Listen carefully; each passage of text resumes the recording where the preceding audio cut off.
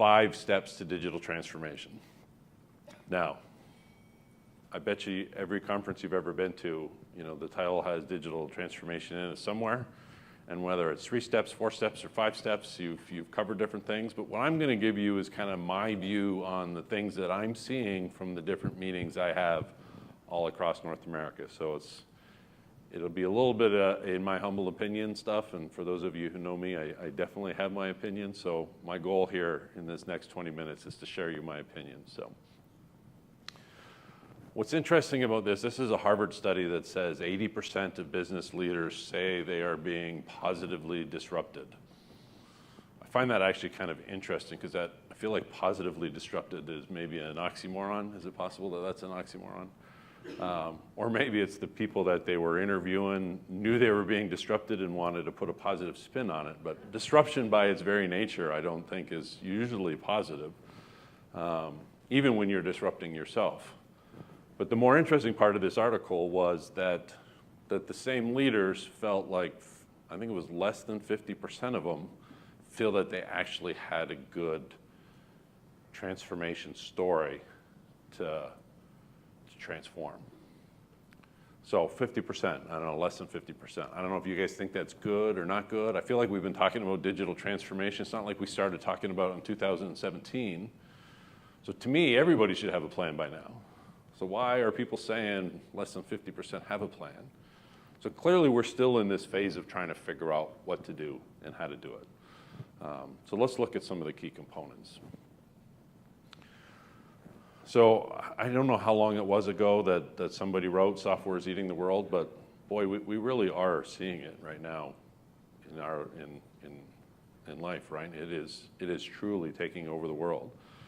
And the challenge is, I think, the 3 S's: scale, speed, and security. Right? But what do we really mean by software? Because I have my opinions, and again, I'm going to give you my opinions, but I still feel like, and I'm going to say you, okay, and that's going to be the generic you, so please don't take it personally, but I still feel that you focus way too much on packaged applications.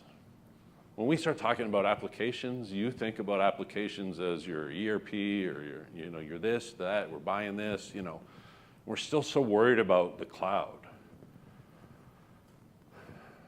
And I guess I don't want this to come out wrong, but that's great. You've come out with the cloud first strategy, but that does, for me, I don't think a cloud first strategy is strategic. It just happens to be the location where your stuff is. It's a cost reduction strategy, which is good. Trust me, I know we need to constantly optimize the costs associated with IT, but I don't know if that's really a strategy.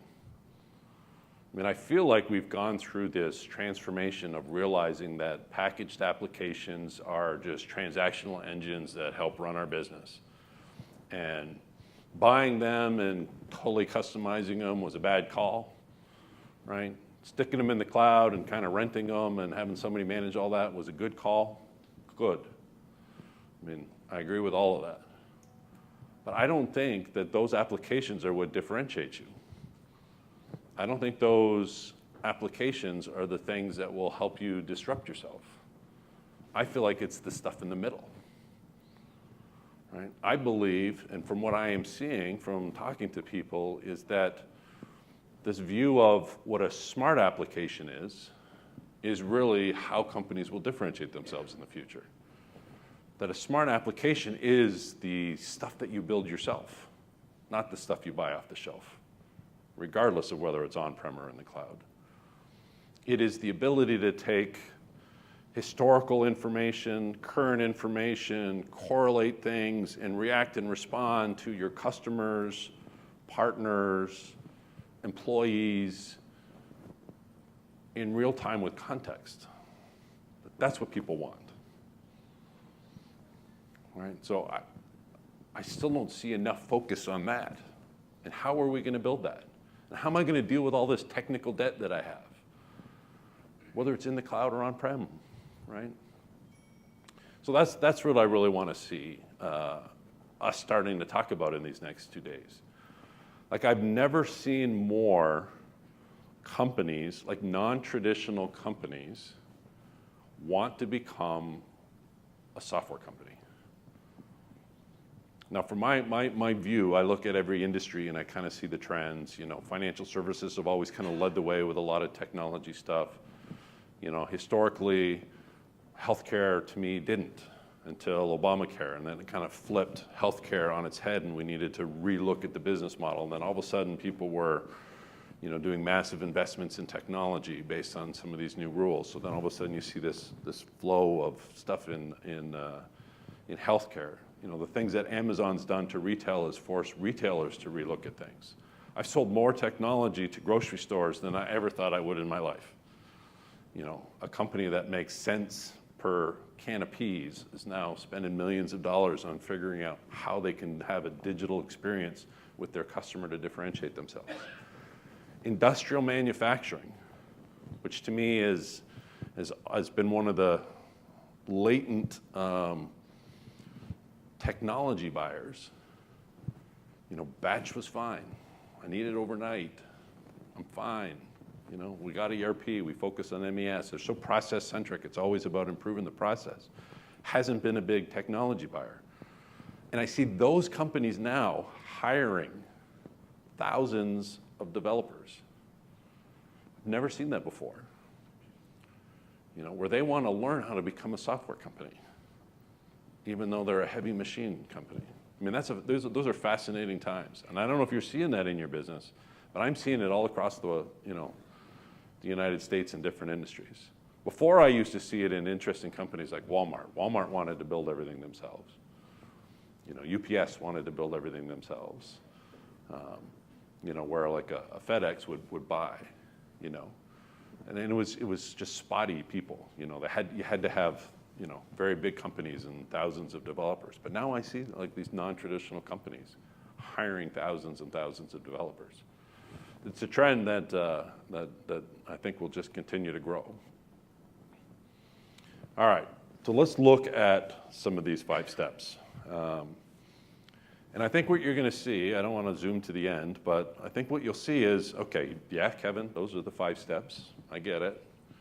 But what I actually see that's unique is that each of these kind of 5 steps are separate projects maybe, or things going on in a company. I mean, I've whiteboarded a lot with different CIOs, and they'll be like, oh yeah, we're doing this, and we're doing that, and we're doing this. But they never see how they're all connected as one unifying strategy. I think that's part of the challenge that we have here. Because to be honest with you, it's less about technology to me, and I think it's more about organizational change. And having 5 separate initiatives going on and dipping our toe in these different areas is not necessarily what I would see a transformational strategy. All right, so let's look at step 1. Create exceptional customer experience. And I would actually change that to customer/employee, right? We are becoming a device-centric world. There is no doubt. Right? The expectations of the workforce is that why can I do things on my phone at home and I got to use these archaic things in the office? You guys hear that? I mean, I hear that all the time. People want to be interacted with on their device. There's no reason in their job or your partners or your customers should have to kind of not have that experience that makes what they want to do easy. I mean, I think Jeff said it best, this whole frictionless view of things. We have to take friction out.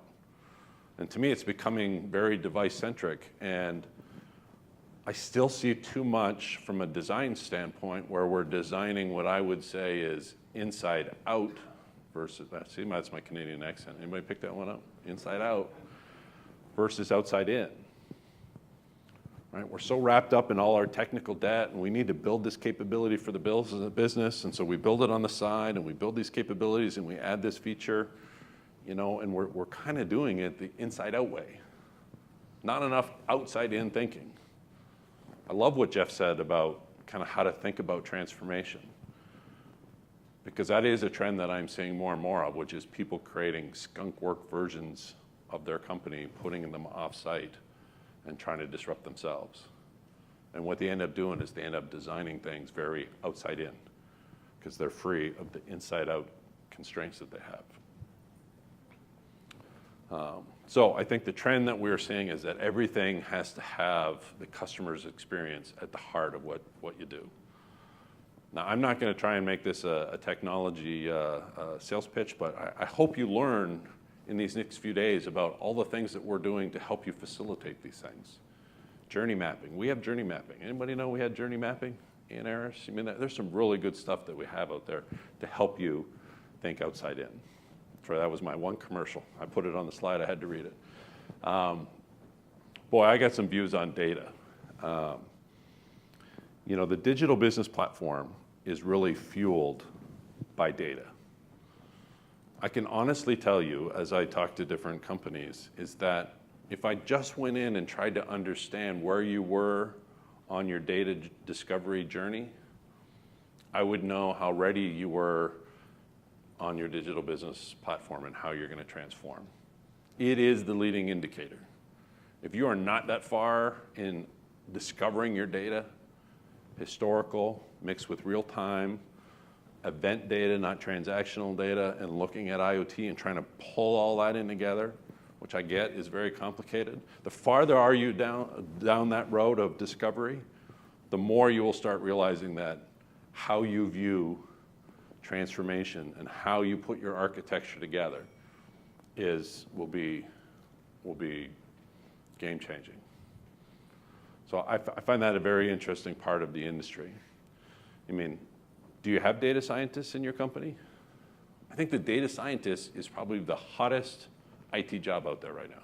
Everybody tells me, we're trying to hire data scientists, right? There's not enough of them out there. So if you're making any recommendations to your kids for what to go on for school, I actually have a brother-in-law that has a mechanical engineering degree, and then he went and got his finance degree, and he's got his MBA, and he's in my age bracket in the 50s, and he's going to school. I think he just doesn't want to work. He just wants to spend time in school. But that's a separate. I don't want to make it personal, but I'll be there for Thanksgiving this year. But in his little house, because you got to get back to work. No, sorry. But he's going to school for data science. You know, that is where we need. I mean, data is the key of all of this, and I see too many, go back into my point at the beginning, I see too many strategies that there is a data strategy, and then there's all these other strategies, when really, to me, they're all one. So, number 3, and probably my most passionate of the 5, which is create a 21st century architecture. Now, is that bell telling me that I'm going too long? No. All right, good. So creating a 21st century architecture. The question is, when you look at your company, do you have a architectural direction that you're trying to achieve in the next 3 to 5 years? I got to be honest with you. In a lot of the meetings that I'm in, they don't exist. That scares me a little bit. Our company, and I get our companies are very big, but a lot of people haven't even documented what they have today. It's kind of been a self-fulfilling prophecy, and we have stuff all over the place, right? So I don't know if enterprise architecture is dead, but I think that role is reemerging and is drastically different than we thought about it 10 years ago. And it is the key to how we transform in the future.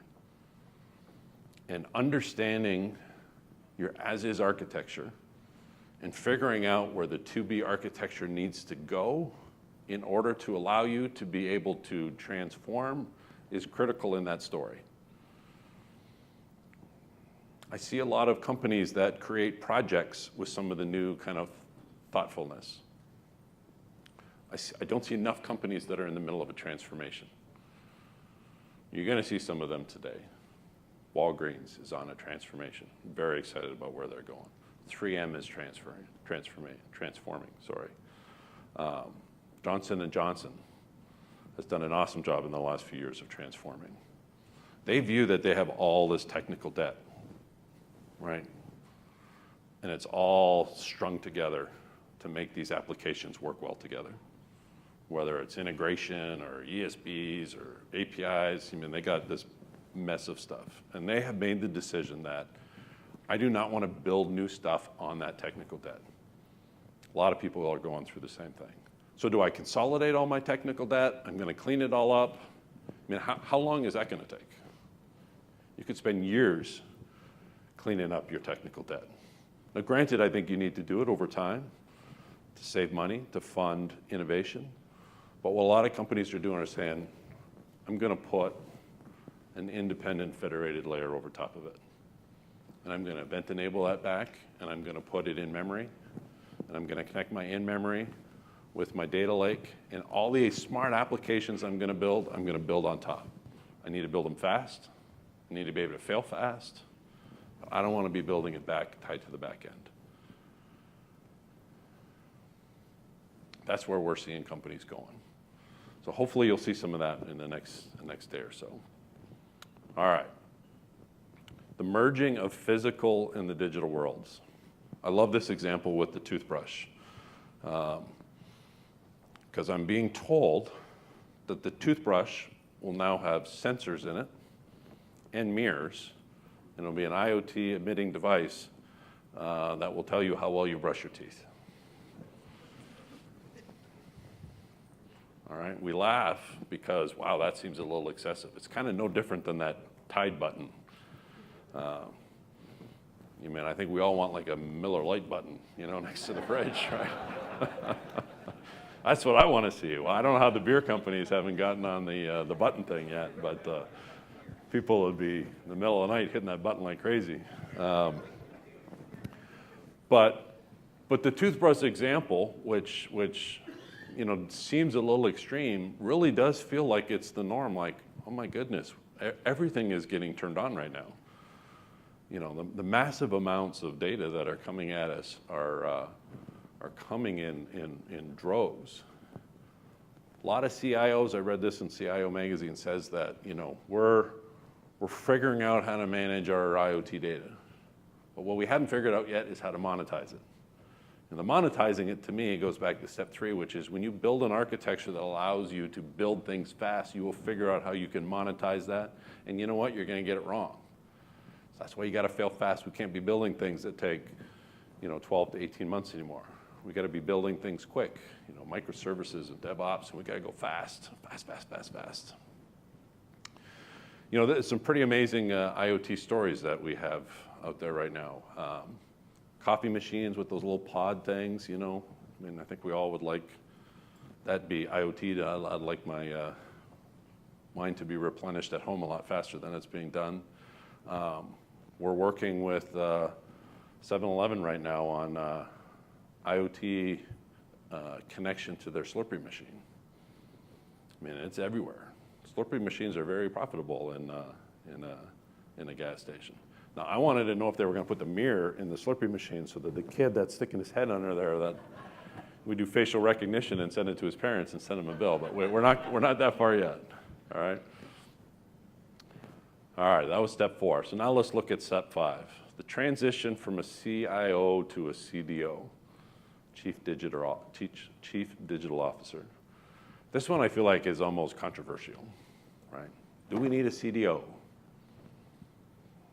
Can the CIO play the role of the CDO? Why would we need both? Where does the CTO play? I think Forrester just came out and said that if you had a really good CMO and a good CIO, you don't need a CDO. I also am seeing that the CEOs of the future are coming from the IT side of the business, right? So, not to solve the controversy of do we need one, do we not need one, which role is it, which role isn't, that's not really my job here, but conceptually, a CDO has the ability to understand the business and map technology to it.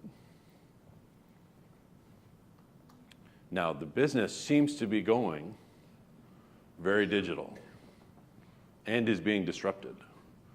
So the ability to know where and how to disrupt yourself and understand how technology plays a play in that, I think, is really the evolution of what we're in the middle of right now. Do you know that there are 19,000 CDO titles on LinkedIn right now? Do I have any CDOs in the room?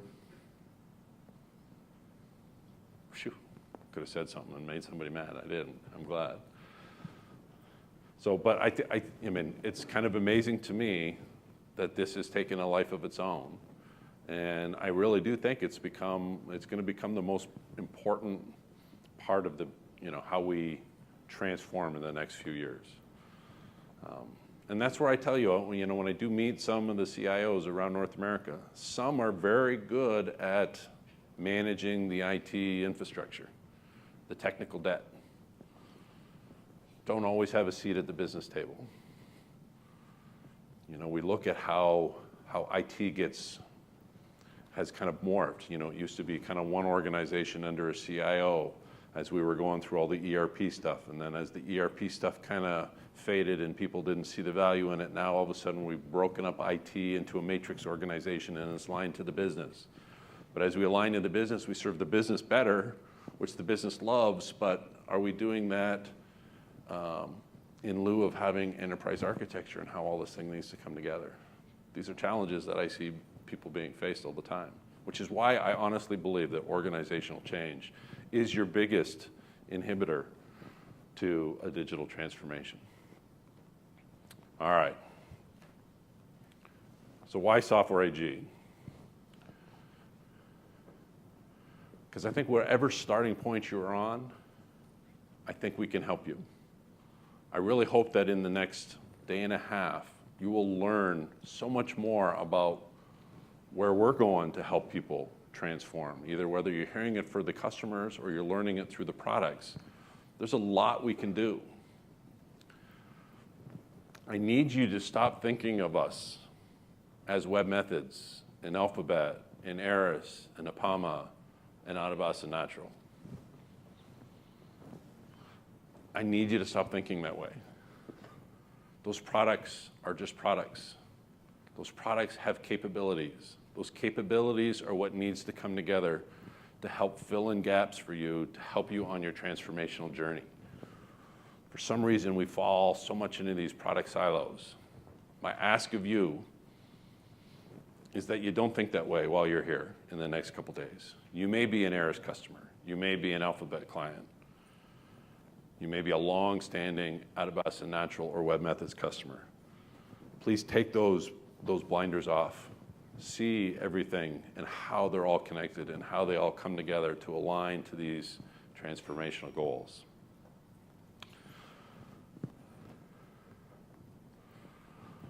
All right. So we like to think of ourselves as independent, connected, and a trusted partner. I think we can get you there.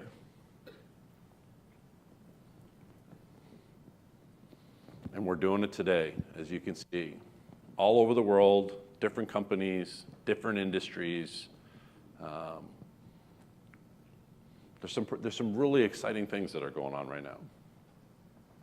One of the things that we have spent a lot of time on, actually, in the last year is IoT. And the press release is going out today, if you haven't seen it. But we have launched Cumulocity IoT. Taking the digital business platform and leveraging it for the use case of IoT. Now, Wolfram's is going to come up after the break. He's going to tell you a lot more about what we're doing. But this is a complete cloud offering to get you started down the IoT route. It'll allow you to get something going in weeks versus years. Companies like Deutsche Telekom white label Cumulocity IoT as their IoT offering for their customers. Right. Bosch has chosen IoT to build a industry focused platform. You may have seen last week that we actually announced a consortium of, I got to read these companies, DMG, Mori, Zeiss, Dürr, and ASM have all come together to partner with Software AG to build what we're calling Adamas, which is a consortium of players to work together to build an IoT solution for their space. Some really exciting stuff, and I think you'll see a lot more of that in the days to come. So Wolfram will be talking about it. I don't want to go too far. So let's make the future brighter, smarter, and faster. Together, we can change the world. We would be honored to be able to do that with you. And over the next 2 days, hopefully we'll prove to you that we'll be a good partner to help you be able to do that. Thank you.